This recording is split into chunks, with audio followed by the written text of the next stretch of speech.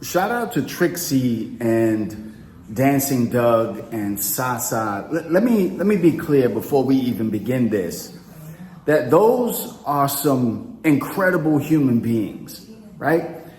There is no personal animosity towards any of them. What I'm asking is questions based around the perceived idea that Trixie was the first break dancer. Let's examine that a little bit, because he claims to be the first break dancer in 1970. Well, first of all, there's a couple of things wrong with that. There is no term called break dancing in 1970, even though I've heard Doug say, no, that's what we called it. Okay. We know that the term break dancing doesn't come about till the 80s with a woman by the name of Cool Lady Blue. Okay, and that was Rocksteady's manager. She mistakenly called it break dancing. But that was not a term from 1970. It wasn't a term. So Trixie begins from 70 to 75 and he retires. Right? So we know this. We know that from late 74 to 1975 is when you start to see people hitting the floor. And when I say hitting the floor, I'm not talking about doing a move or doing, certain kinds of moves on the floor. I'm talking about the dance that is known as breaking. Okay, the dancers were known as b-boys or breakers, but the dance itself is called breaking. Breaking has some very clear fundamentals. It has the fundamental of the top rock. It has the fundamental of the floor dropping and then floor rocking. And then it has the fundamental of freezes. Now, so being somebody who saw this with my own eyes beginning in 1975, when I'm 8 years old, I'm seeing this happen. One thing I noticed is that what I saw back then and what I see today has not changed. Yes, certain things have evolved, certain things were added in. A lot of gymnastics style stuff was added in, but I'm talking about the foundational fundamentals, the top rock, floor rocking, and freezes. They were the same in 75 and they're still the same today. Again, stuff has been added, obviously, but when you look at what the dancers for Herc were doing, they're saying it was an evolution into what became breaking. But yet, when we see what they're doing, we have to trace what they're doing back to something that was before them, because it looks exactly the same. And yes, I am talking about rock.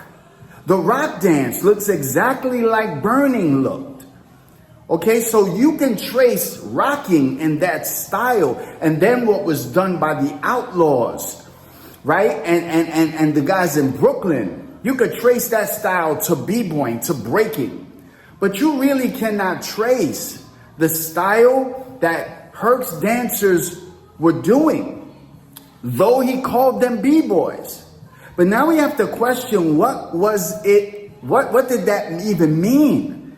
Because when we look at, a lot of people call themselves b-boys and they say they were from the 70s. But when you look at what they did, it doesn't look like the dance called breaking. Breaking is very specific, right? It has moves.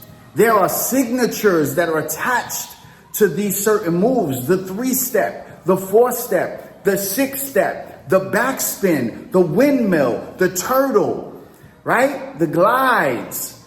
All of those are moves that were codified by Puerto Ricans. We don't have any footage from the 70s of the African American b-boys. Now make no mistake, let me tell you what I'm not saying and what I've never said. That Puerto Ricans created breaking. I'm saying, and I've always said this, it was a combination of black and Puerto Ricans who created this dance. Okay, and the first wave of the black b-boys are really with the Zulu Kings. It's not before the Zulu Kings. Okay, and there were, some individuals who were doing it, but it really falls under the moniker of the Zulu Kings. And then we want to find footage. Is there any footage that we can find that shows us what the African American B-boys were doing in the 70s? Do we have 70s footage of that? The answer is no. Now, I don't know if we have any photographs of them in a still doing a move. Maybe we do, maybe we don't. I've never seen that. I've seen photos of them, but I've never seen photos of them doing what they said they were doing. Okay, and this is very interesting. When we talk about the Puerto Rican B-boys and the black B-boys, again, when I saw this, we were doing the same thing. Now, the blacks had a style, African Americans had a style that was real sporadic, all right? But it still falls under the umbrella of breaking, because it's on the floor, it is footwork, it's a different style of footwork, but it still falls under the umbrella. There is no umbrella for what the other guys were doing. When you're doing pin drops or you're doing the robot, that's not breaking. And we can try again. Well, it's an evolution. But here's my question. What moves did the original B-boys,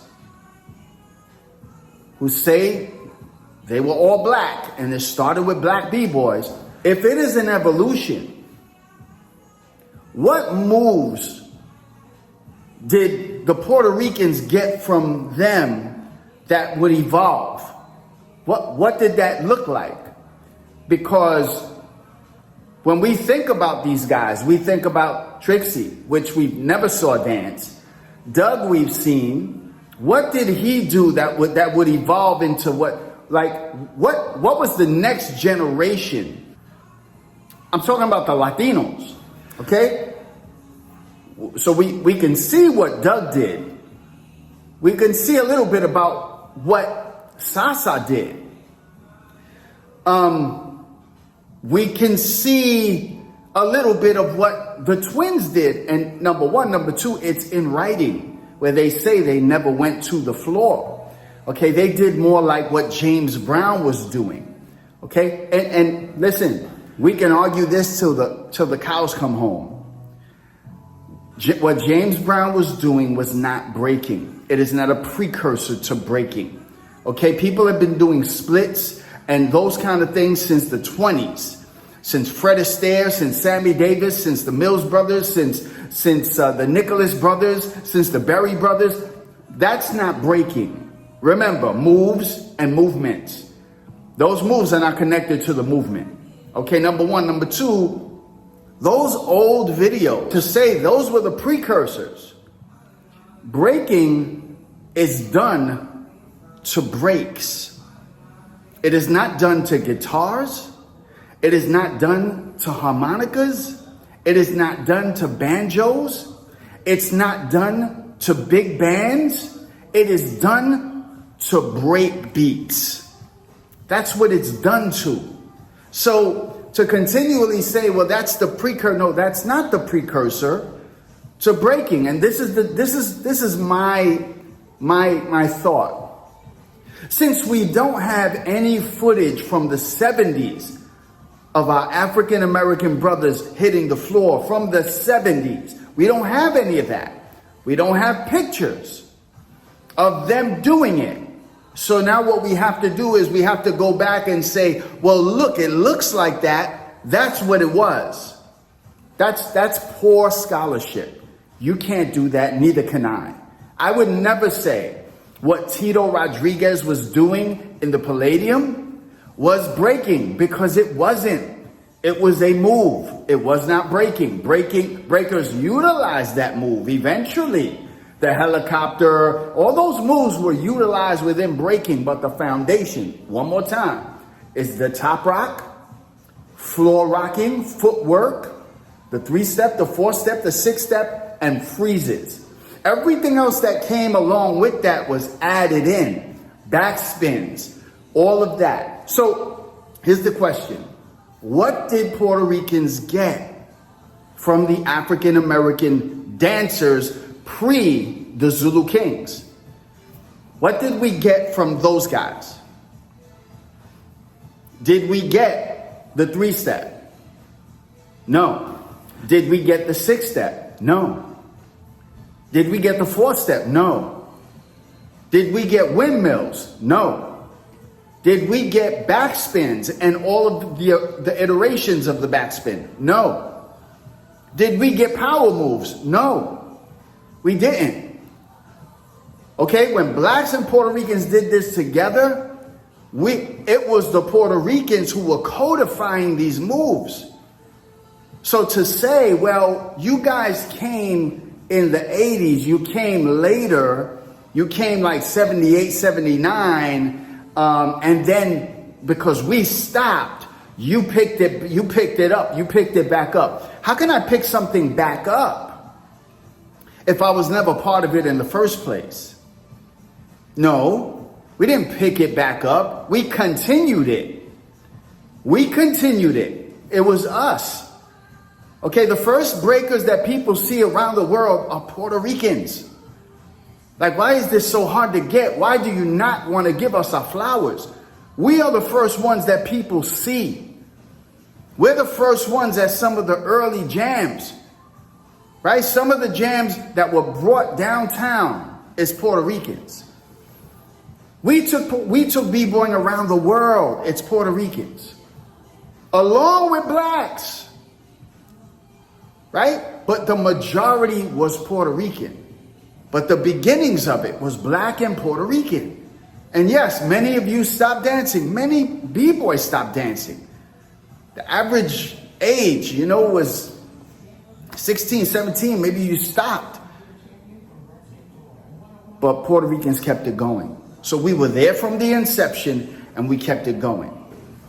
So when we talk to these the so-called quote-unquote pioneers, Trixie, Sasa, Dancing Doug, all of those guys, Sister Boo, all the people that they mentioned, here's my question, what were they doing? We don't know what they were doing. We don't know what it looked like, but we know what we were doing. And I can tell you what I saw from both black and Puerto Rican b-boys in the Bronx in 75. Though a lot of blacks stopped, we continued it. But that's what we were doing. But we don't really know what they were doing. Okay? We don't know what Herc's dancers were doing. And I guarantee you, I stake my reputation on it. They were not breaking as we know breaking. You don't see that until 1975. But we're going to let this short video, this teaching, where Trixie says he's the first. But then you're introduced to a guy at the B-Boy Awards who says he's the one that brought breaking to the floor. His name is Spy. He's part of the foundational B-Boy crews that I keep talking about. You're going to see and hear what he says. You're going to hear from track 2, Star Child LaRock, foundational B-Boy crew. JoJo, TBB, foundational. Batch, TBB, foundational. All of these guys. And you're going to hear clearly from Mr. Freeze, who says it was those guys that laid the groundwork and foundation for what we know breaking to be today. We didn't get it from this supposed precursor because we don't see the evolution. But when it comes to us, you see the evolution and the foundation has always remained the same. All right? If it doesn't look like breaking, it's not breaking. Let's make this all make sense. Enjoy the video, learn something, and you'll see that it was blacks and Puerto Ricans who created b-boying, breaking as we know it, on the streets of the Bronx, beginning in late 74, 75. Let's go. We put it to you straight up. There wasn't no Puerto Ricans. Wasn't no Puerto Rican. Coming Wow. to the parties. Okay. So it wasn't no Puerto Rican breakdancers. There wasn't no Puerto Rican. But you saying you started it. I started, and I'm not Puerto Rican.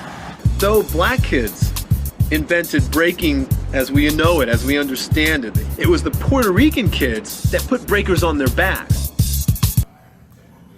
Michael Holman makes a very interesting statement in The Freshest Kids, where he says that though breaking as we know it was invented by black kids, it was the Puerto Ricans who put it on its back. My question to Michael, with all due respect, is who told you that? Where did you get that information from?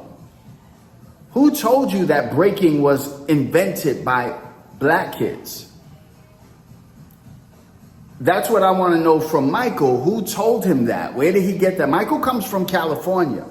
Michael comes and then goes to New York and then ends up in New York, and he's in the downtown scene, right? He's in the Village. He's doing all those clubs, and then eventually he connects with hip hop.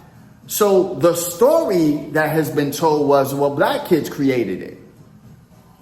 But you can't say that, because what you're really saying is it was created in the ghettos of the Bronx, where black and Puerto Rican kids developed this in the streets. So what we naturally say, what we naturally lean to is, well, it was black kids who created it. No, it was not only black kids who created it.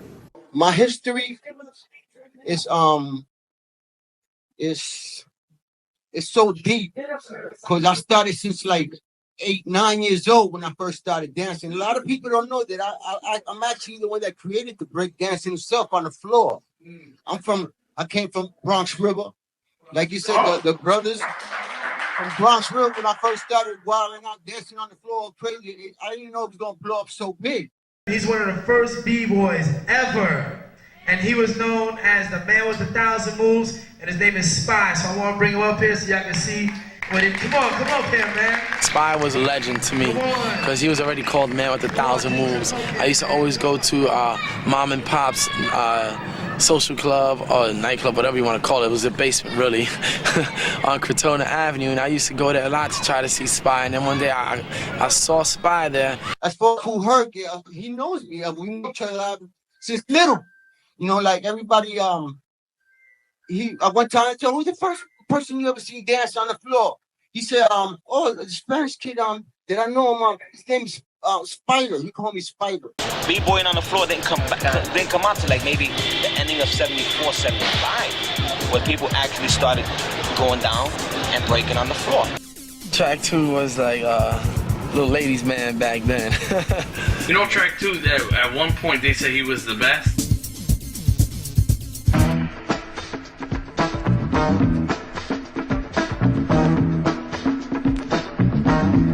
We was one of the best breakdancing crews out there. And I believe that, you know, up to today's date, if I would not kept going to jail, you know, and a lot of my people getting killed and going to jail as well, we could have probably been one of the big industries today out here making money. JoJo and them used to be off the hook, for real. They used to be like traveling. They was like gypsies in a way, because they used to find out wherever they jamming at, go there, and whoever was dancing over there, they would knock them off, for real. Them boys were just so incredible. They were like stars coming out. These brothers would come out dressed, you know, not like bums like a b-boy was. Usually all bummy dressed. These guys would be dressed nice, and boom, they'd come out and they were like stars. Yo, there goes JoJo, there goes Spy, there goes Jimmy D. There goes Ollie, this track 2 right there with his big old track nameplate. Those are the brothers that made up the moves. All the moves that you see nowadays come from the root of those people.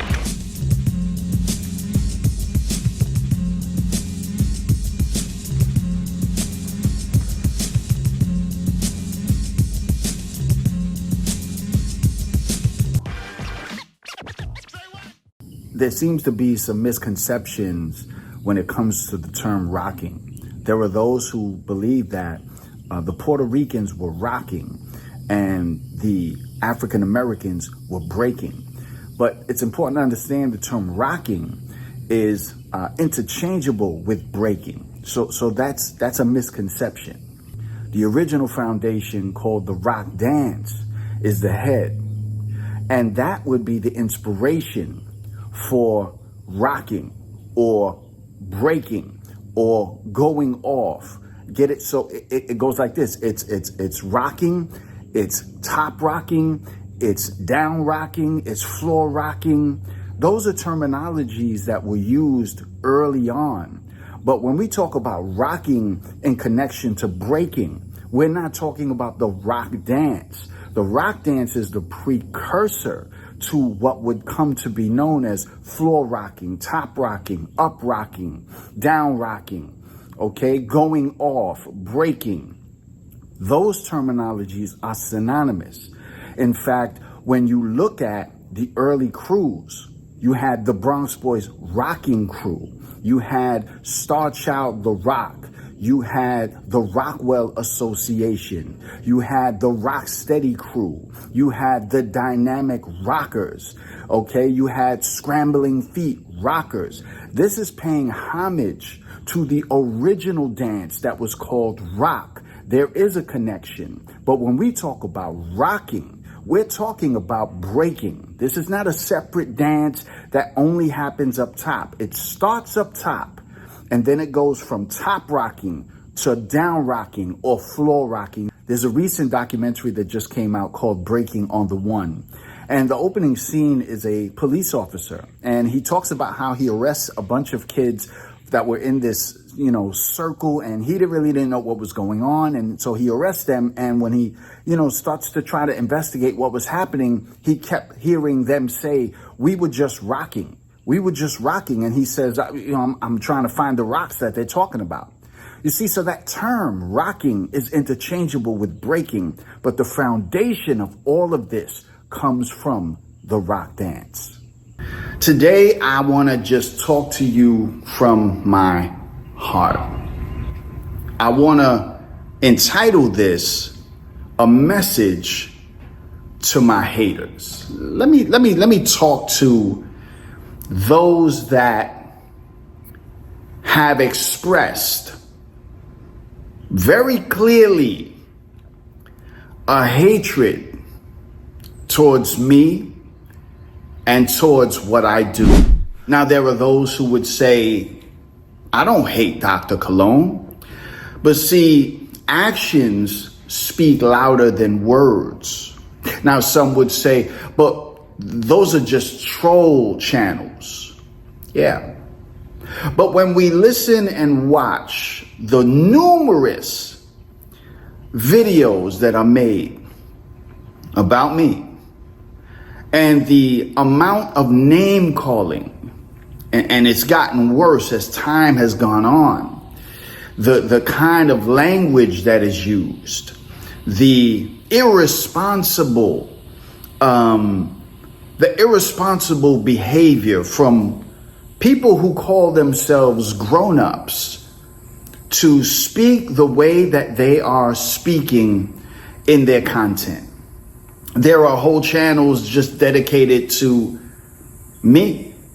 And while I appreciate the love, I'm a little alarmed by the hatred, the vitriol, the internalized bias that is coming across out of their mouths. The Bible says, out of the abundance of the heart, the mouth speaks.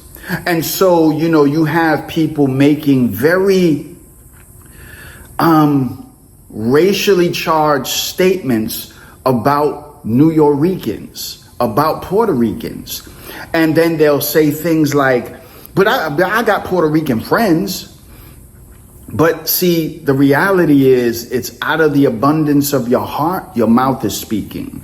So really, what's in your heart is finally really just coming out. You have this hatred towards another group of people that were made in the image of God. which baffles my mind. So I want to speak to the haters today. And I want to just first of all say that I love you. I'm not mad at you. I'm not hating on you. I'm not going to allow this to dictate the way that I respond. I'm not going to react. I'm going to respond.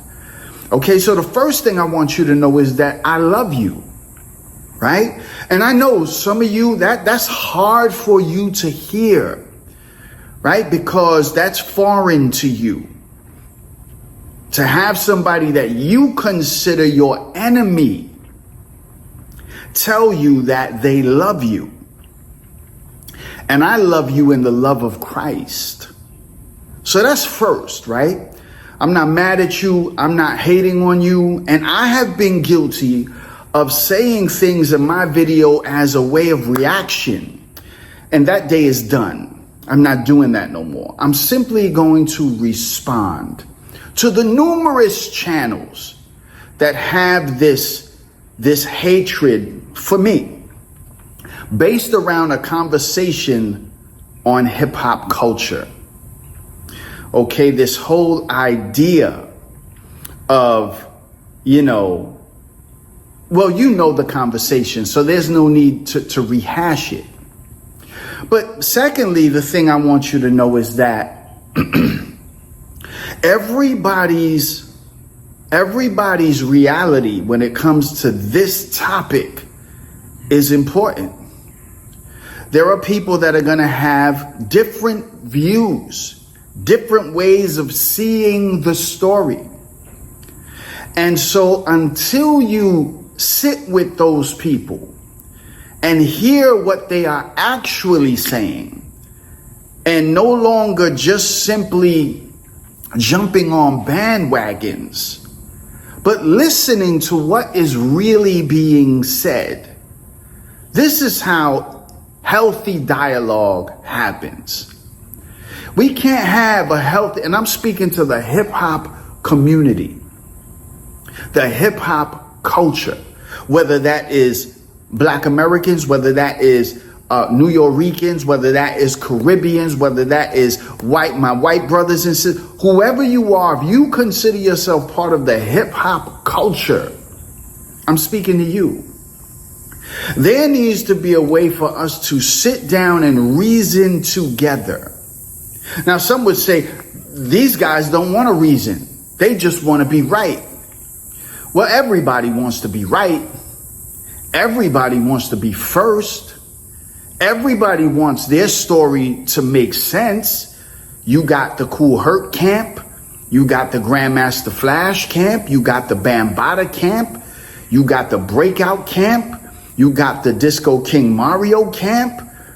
You got all these camps, and they all want to be first and they all want to be right. But nothing will get settled until we sit down together, all of us, and have a conversation, not an argument. But back to the haters who want to make me the face of trying to erase Black Americans from their quote unquote culture. Listen, you feel how you feel. And I can't fault you for that. That's how you feel. But there has to be a better way for you to communicate how you feel. Instead of, like, I just saw some recent videos where people are actually like angry and then just using racial slurs. But then in the next step saying, but I got plenty of Puerto Rican friends. How are your Puerto Rican friends going to feel when they see videos of you calling Puerto Rican people out of their names? That's not a good look. And we should be bigger than that. We should be better than that, right? We have to learn to talk to each other instead of talking at each other. So to my haters, You can continue to hate. That's not going to stop me from doing what I'm doing. And it's not going to force me to react to you. I'm not going to do that. Okay, you have your opinion and you have your way of expressing yourself. Do that. Enjoy yourself. Have a great time. But what I'm saying is, right, instead of being like children and exchanging insult for insult, let's be men and women and have a conversation. Have a conversation. Right? So there's plenty of people who have given me these titles, right? The Latino, the colonizer, the conquistador, Dr. Colon cancer, all this kind of immature, trolling behavior from 12-year-old teenagers. Now, these are people who, I would assume are grown men, grown women, who have these this is the way they conversate. I'm not going to engage in that kind of conversation. If you want to have a serious conversation, we can. And the beauty of this is I actually got a call from somebody probably about a week ago, and I was put on another line. So we had a three-way going, and this is somebody who is part of the culture. And they heard me out. They listened to what I had to say. They objected, but then they listened. And at the end of it all, they came away saying, you know what? Colon isn't wrong. He's not wrong. But people choose to check their brains at the door and just go on emotions, making videos out of their emotions, instead of really listening to what is being said. So, to those that want to continue, and there's numerous channels that have made content about me. And it's not been constructive content. It's been hateful content. It's been racially charged content. And I've tried my best to not get busy like that, because I understand at the end of the day, this is not that serious. Okay, this is not that serious. Your houses are not being taken away from you. You still have hot water. You still have electricity. You still have AC. You still have your health. You still have all your faculties. So this is not really that serious. But it is important that we have a conversation about this history. And I'm wondering if people are just upset because they're saying, how dare a Puerto Rican man try to tell anyone about what you consider to be Black American history? Well, this is where I beg to differ. It is American history, no doubt. It is American history. And it is definitely part of the American story. But it is not solely Black American history. It is urban American history. So anyway, to my haters, right? The two things I wanted to share. First, I love you. I love you. And I say that from a heart as a Christian. I love you. Secondly, I challenge you to be able to sit down and reason together. Let's sit at the table of brotherhood, despite our differences in what we feel the story should be, and have a conversation instead of hurling insults, name calling, and those kind of things that really get us nowhere. That's my challenge. Let's have a conversation. Let's hear everybody out, and let's come to an agreement, because at the end of the day,